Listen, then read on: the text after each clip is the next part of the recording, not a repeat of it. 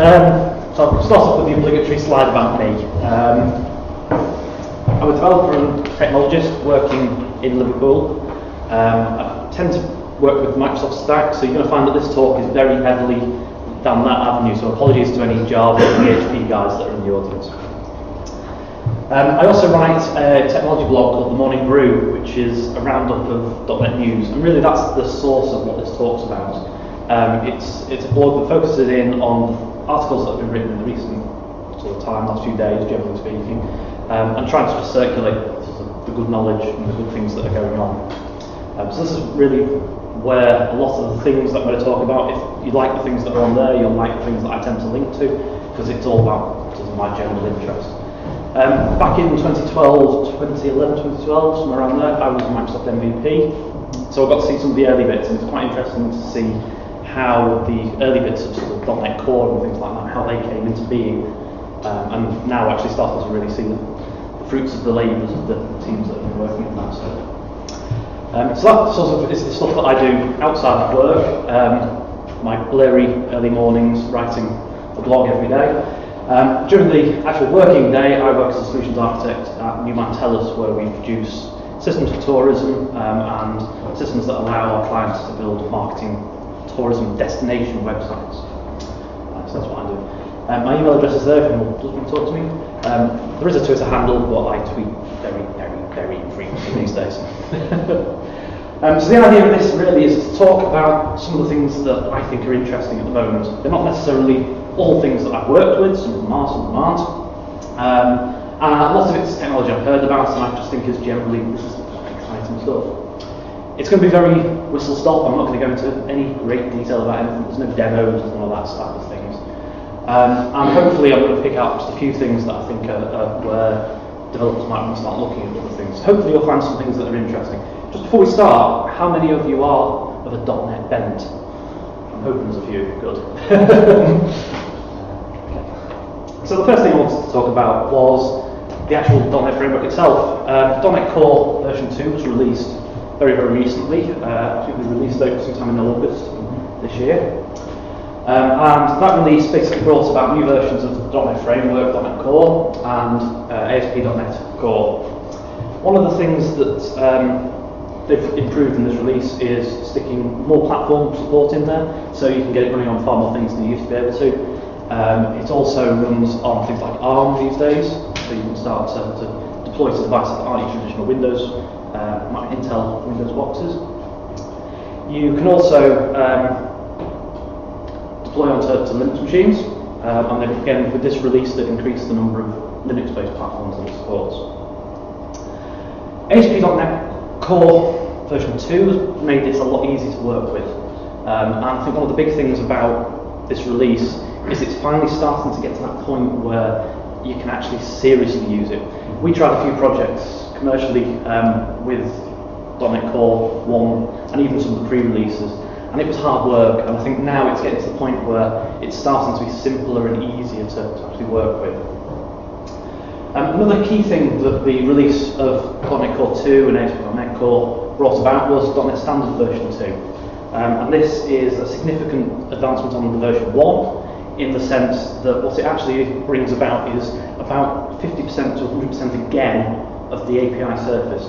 So .NET Standard is all about having a sort of set of rules that platforms have to correspond to in order to be .NET Standard in a particular version. So what this really means in practice is there's a lot more APIs available in .NET Standard 2, which makes it an awful lot easier for people to port their libraries and things to that platform. And then you're able to consume it from .NET Core, which is a full implementation of .NET Standard. So we should hopefully see a lot of the early adopter problems of trying to get different libraries and platform functionality that you want to use from other systems actually working on .NET and on .NET Core. So it now feels like a really good time to actually be trying to start adopting, start using some of these technologies. The logo in the middle there is Xamarin. I'm not going to talk a huge amount about that. There's a few guys in the audience who I've already spoken to who do a lot of that kind of thing. But the cool thing there is that that's another platform that you can write .NET code for. You can be targeting iOS, you can be targeting Android, you can target Mac as well if I remember rightly. I'm sure that there's lots of AWS and things that are working on that. Another thing that I really wanted to call attention to is the .NET Foundation. This is one of the things that's not quite so widely known about. The .NET Foundation is an organisation that exists to support .NET and the .NET community. And one of the things that it does is it provides support for the open source projects. So you see an awful lot of the big hitters in there. You see things like the .NET Framework, Roslyn, the compiler as a service. You see .NET Core, ASP.NET Core, they're all part of that. And they're all obviously projects that Microsoft are very heavily working on. But you've also got a lot of more general open source projects involved in the .NET Foundation. So you've got people, projects like, what have I got on my list? I've got things like the ASP.NET Ajax Toolkit, which is an open source project that was in Microsoft for a while and fell out of it, and it's now being maintained by people at Telerik. You've got things like the Mono project, which is the original open source implementation of .NET. The Orchard CMS, you've got Peachy Pie, which is a compile platform that takes PHP and allows you to run that on the .NET platform. And then there's some of the more sort of standard open source libraries. So you've got things like Automapper, Cake, Identity Server, and these are all projects that are open source that are getting support from the .NET Foundation. And those projects, they get support in terms of finance, they can actually funding some of the development, but they also get support in terms of making sure that the .NET platform is well rounded. So there's a bit of guidance going on, coordination between those projects. Just coming back to .NET Standard for a moment, there's something I forgot to really mention. The APIs that they've added, some of the main ones that are really valuable are things to do with serialization. There's now support for binary serialization, there's support for XML serialization. Lots of these things didn't really exist in the first release and made it very difficult for people to do a lot of the standard things that people do. They also added things to do with a lot of stuff to do with the networking, so there's better support for WebSockets, just the normal socket communication, and for general HTTP clients. Next thing I wanted to talk a little bit about was WebAssembly. WebAssembly, otherwise known as WASM, which I'm sure the Americans pronounce as WASM, because you have to pronounce it. And the idea behind WebAssembly is that it's an open standard, which is great from a variety of reasons, and it provides a virtual machine on which the code can run. The principal use of it is to run stuff in the browser. So basically speaking, it's an open standard virtual machine that allows you to compile your code down to WebAssembly, and then it will run in any browser, and it will run with good performance natively. It's kind of the sort of extension of the theory of JavaScript being the assembly of the web, which was something somebody said once. And basically speaking, it's a really interesting area of technology. I don't know how many people saw the coverage of the NDC conference, where Steve Sanderson gave a demo of taking basically .NET and compiling that down to WebAssembly and then running that in the browser. And that's a really interesting use of it. He cheated a bit. He used an implementation of .NET that's much smaller than the core framework. But there's nothing to say that that principle couldn't be taken on a step, and that they start compiling .NET Core code down to run in WebAssembly. At which point you've got the full power of the .NET framework running natively in VMs in an open standard that can run in any browser, or in fact in any framework. There's actually a mono implementation of WebAssembly that will allow you to run WebAssembly binaries inside the .NET process. So it's quite an exciting area, and something that hopefully we'll see some more exciting things come out of. And what's next? ECMAScript, JavaScript. CoffeeScript's up there. It's a very old technology now, but it kind of started off this principle of writing code and transpiling it down into JavaScript and having run in it actually runs as JavaScript. Other technologies on there, Babel. I don't know how many people are making use of things like Babel, I don't know how many people are working JavaScript. But that will allow you to write proper, full ECMAScript and compile down to the target lower ECMAScript version, so it will run in your browser. TypeScript is Microsoft's offering and gives you a type-safe, statically typed language, although some people argue that it's not the strongest type safety. Again, another great way of writing JavaScript. I've put Bridge on here as well. Bridge.net is a project that New Mantelus have been working with, which allows you to write C# code and compile that C# down into JavaScript.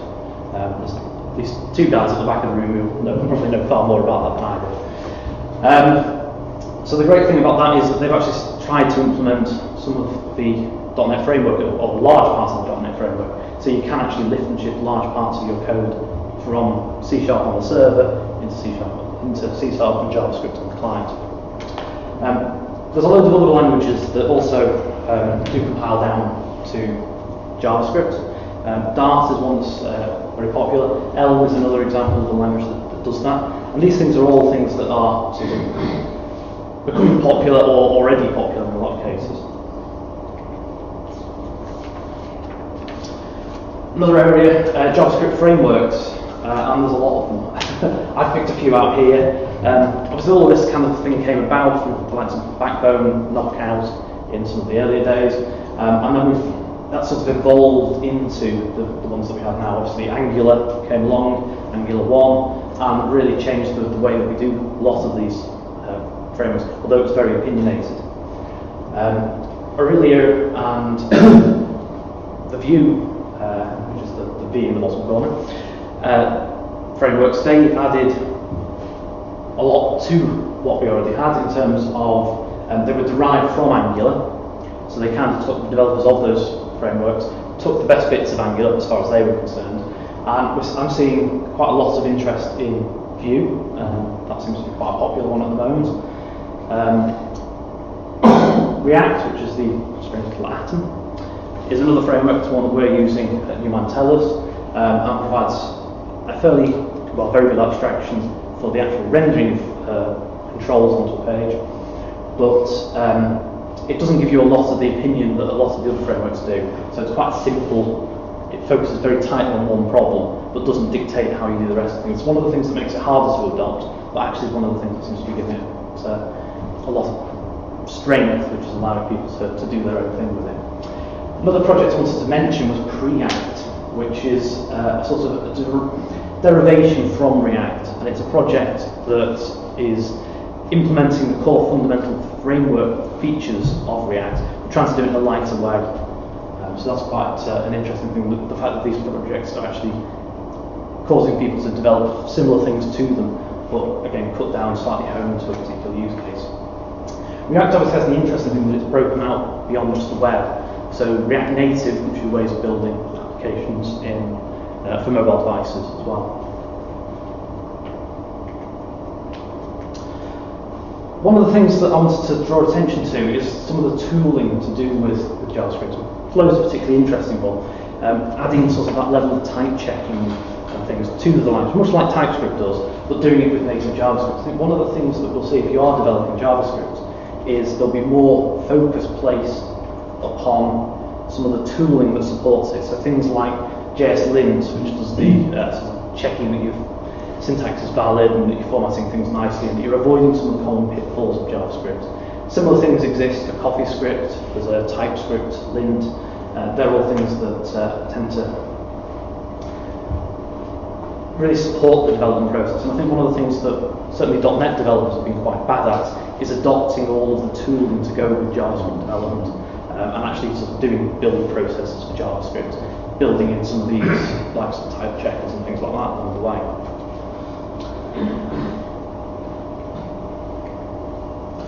Another thing I wanted to talk about is Azure. There are other cloud providers available. So the Azure platform really seems to be growing fastly. I stole the set of icons that they have. You can actually download the full set of Azure service icons and stuff them all onto a slide. I don't know what half of those things are. There are so many services actually part of the Azure platform. And the same goes for AWS. AWS has analogies for most of the things that are in there. I want to talk about a couple of them. First icon is about Redis. Redis is a in-memory cache. It's used generally for cache. It can be used for queues as well, and those kind of things. But it actually, for me, on Azure, symbolises quite an interesting thing. It symbolises the adoption of things that exist outside of Microsoft. The Azure, the Redis cache is one of the things that they offer. They also offer things like MySQL, Postgres. They're piggybacking on top of the Apache project, things like Hadoop, HD Insight. Obviously, you can have a Linux VM, they allow that kind of thing. So that's quite a significant departure from the Microsoft of old, where they had to invent everything themselves. Second one on the list is Azure Functions. So Azure Functions is the serverless computing offering from Microsoft. Similar to AWS Lambda, if you've ever heard of that.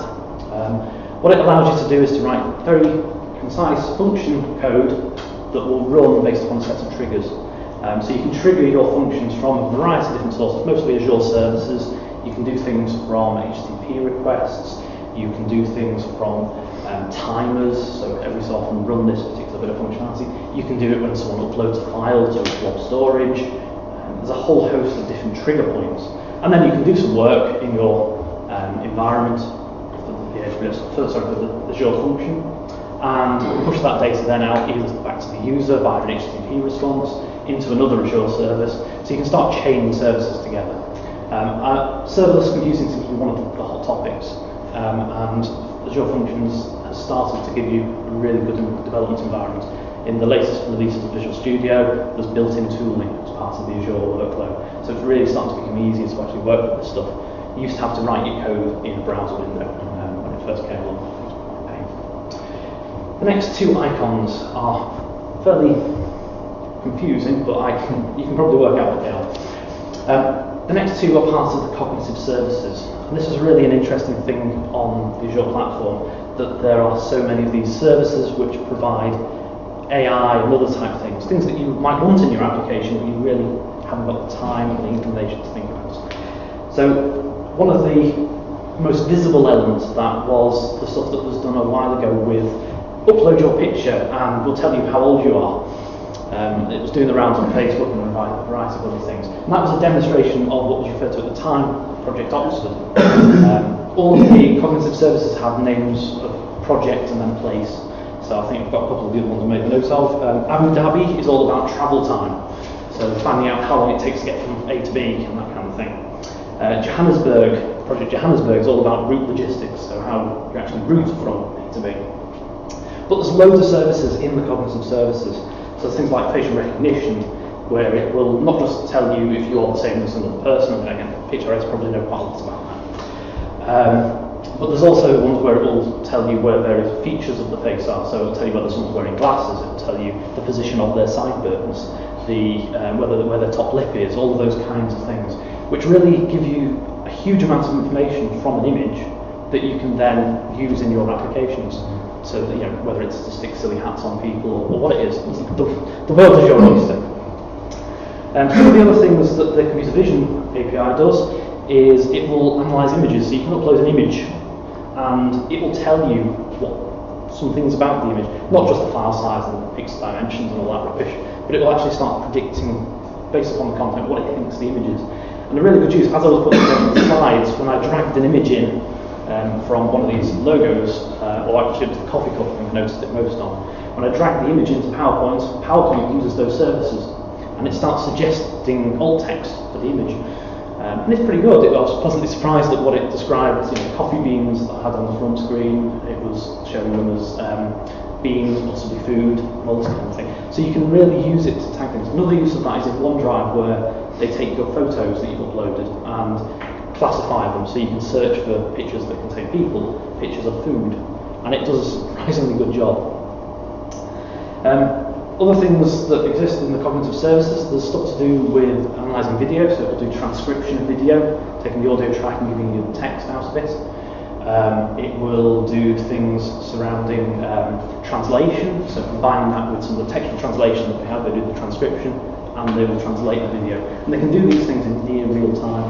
So there's lots of really quite interesting things in there. A couple of other more boring ones, there's a spell checking service, which supports a lot of languages, so it's quite useful. Speech recognition, obviously from the video, they can do it for just audio files as well. So that one's really worth looking at. There are similar things on the AWS platform, I just know less about them. The next thing I wanted to talk about was databases. I think we can all accept that there's now not just relational databases in this world. So things like the document databases, MongoDB, RavenDB, have been around a while. Particularly wanted to mention the Martin project, which is an open source project that is effectively creating a document database engine on top of existing databases. So that's using, under the hood it uses Postgres, the JScript supporting Postgres, but it provides a rich, full-featured integration into .NET where you can do link queries and so on. Another database I wanted to mention was Neo4j, which is a different kind of database. It's a graph database, which is something that has been around for a very long time, but it's been quite niche. And as I'm about to talk about on the next slide, it's hopefully going to become more mainstream. Final one I wanted to mention was the Azure Cosmos DB, which is the sort of next evolution of the Azure databases. It combines document database, which is where it started out. It used to be, the first part of it was the original Azure document DB, but it combines it with key value store, it combines it with column family, which is another way of storing data, table-based data, as well as also supporting document and graph databases. But it does it all in the same thing, providing you with something that is distributed. It's designed for use across multiple availability zones, so where you have data replicated around all of those different availability zones, so it's available anywhere. It also is backed by the data is on SSD, guaranteeing that, so you get really good throughput, a guaranteed low latency on it as well. So it's really a very powerful database solution. You can also use Azure Cosmos DB as a trigger for things like Azure functions as well, to change things. On the next slide is to talk a little bit about SQL Server. SQL Server often gets forgotten about. People tend to have a really old version of it that they've been using forever and don't necessarily keep pace with it.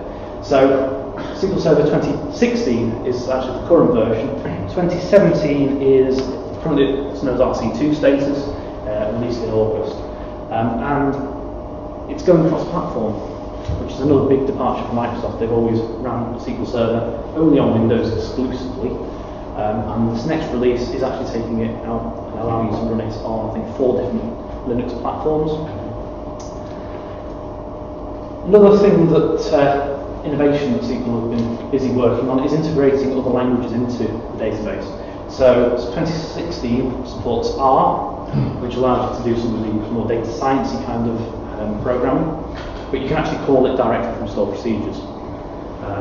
They're taking that in 2016, rolling it together with Python as another language that the database will support internally, so you can write functionality in Python, run it in the database engine. And that really leads me to something that I think is probably an area that's worth looking at. If you haven't picked another programming language to look at, have a look at Python. Cross-platform, used an awful lot in data science, which is obviously not a moving field. Getting its hooks into things like SQL Server, it makes it a good language to have a look at. So if you are somebody who programs exclusively in a little bubble, that one's well worth looking at. I think the last time I looked at Python was probably about 20 years ago. I really should look at it more recently in a more modern setting. Obviously, the other things to not forget are things like the fact that you can actually do .NET code in the database engine as well. And they've made in SQL Server 2017, they're making a lot of changes to the permission model.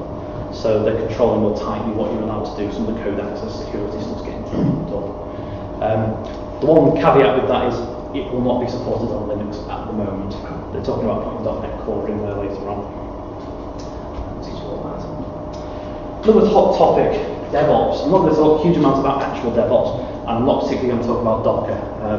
Other than to say that Docker support's getting better in Windows, the actual Windows platform supports it better. I use it quite a bit to test things out. So pulling in a Docker image from elsewhere of a particular product or service that I want to try out, running that. But it's also the support in Visual Studio is getting much better. The actual deploying stuff to a Docker container works better than it used to. One of the things that no, completely forgot my train of thought. There wasn't very much more about Docker.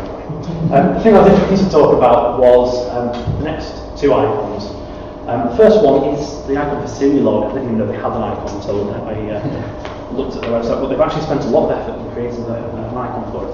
Serialog is a structured logging framework. And the reason I think this stuff is quite important and will grow in importance for .NET developers is as we start putting things into containers and running services in a stateless way, the logging that we used to do in applications gets harder to actually manage. And as you start breaking things up into microservices and they all do little bits of the job, it's hard to see what's actually interacting, what's actually going on.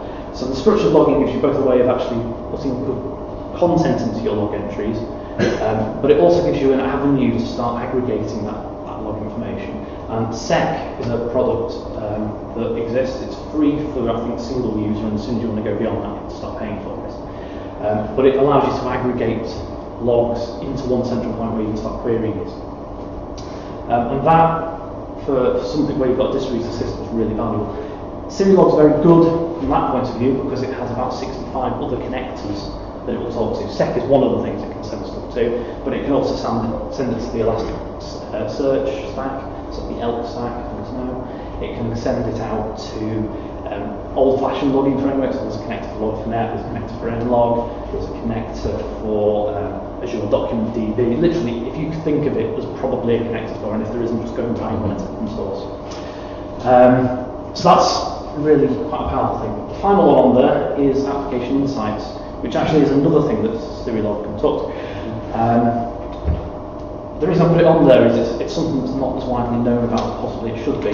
That you can actually use it for your own things, disconnected from all the Azure services and all of that stuff. You can actually run it and have it profiling your code locally, and you get a lot of the same insight out of it.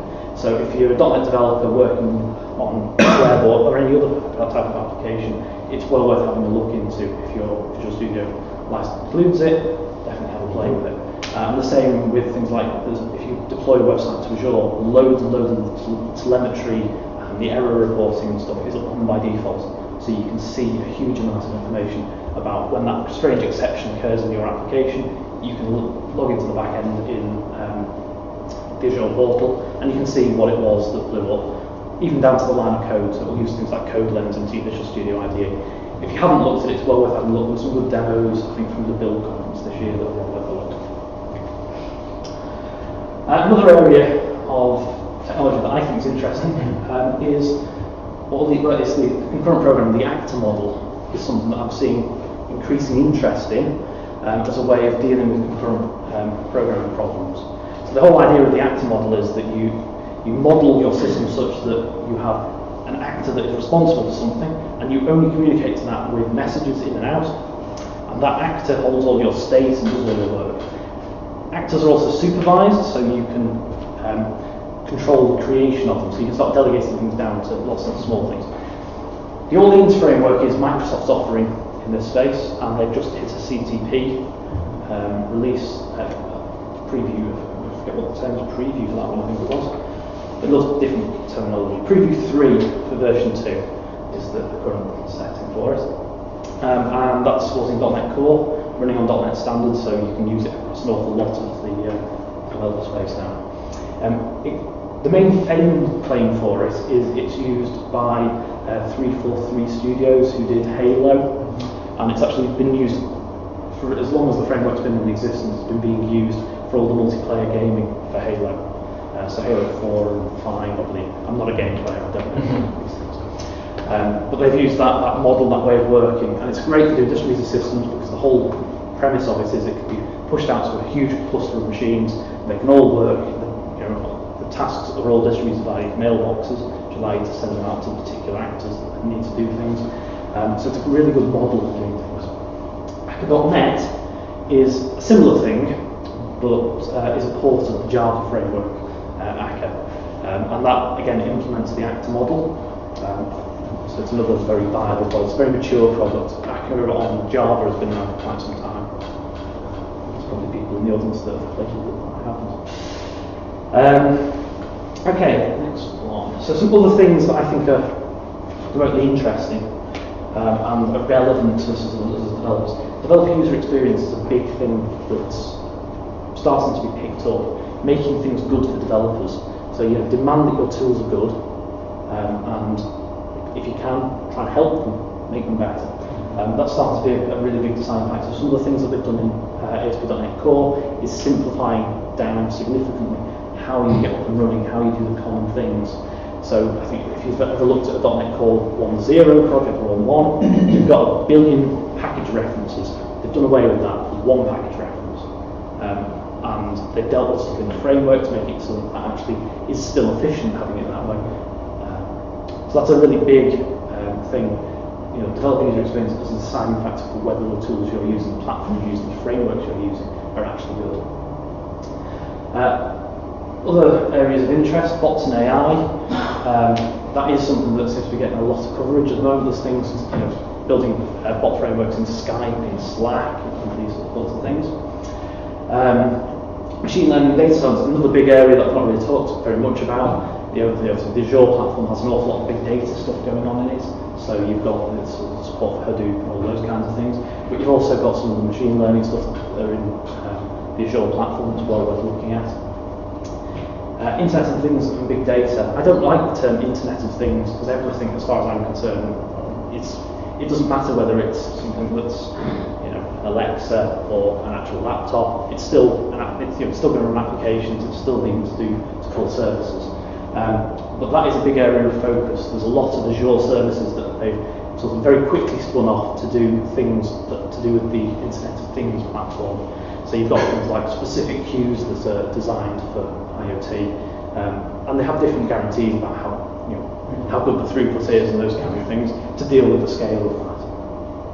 Final one on there, hopefully leads nicely into Mike's talk, which is conversational interfaces. Some of the stuff to do with speech recognition and the Azure services plays into that, but you've also got things like the Alexa devices where you're able to control speaking to them, and I just muted that because I didn't upset it. And that's where I'm going to leave you. That was me.